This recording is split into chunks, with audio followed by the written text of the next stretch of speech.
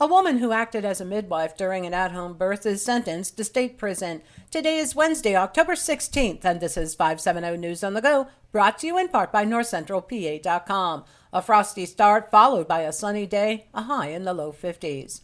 A former Mount Carmel police officer pleaded guilty to charges he violated the rights of people he arrested.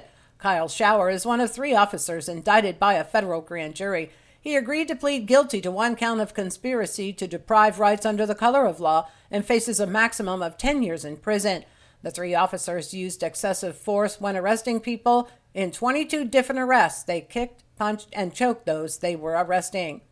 A woman who acted as a midwife during an at-home birth and failed to get medical care for the sick newborn is sentenced to state prison. 49-year-old Bridget Meckes has been ordered to serve 8 to 17 years behind bars.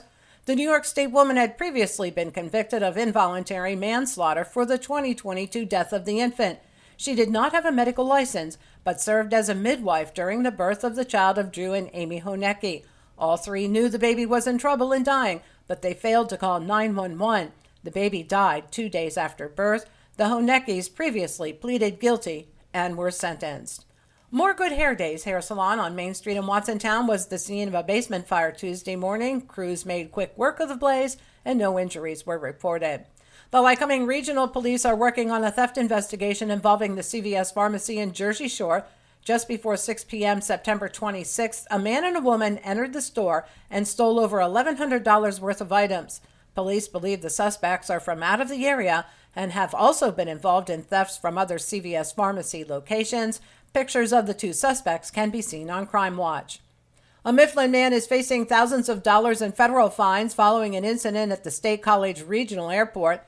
The TSA claims the man entered the security checkpoint on Tuesday morning with a loaded .357. It was found in his carry-on bag. The man was allowed to leave the airport with the gun, but is now facing up to $15,000 in federal fines. It was the second firearm to be intercepted at the airport in the last month.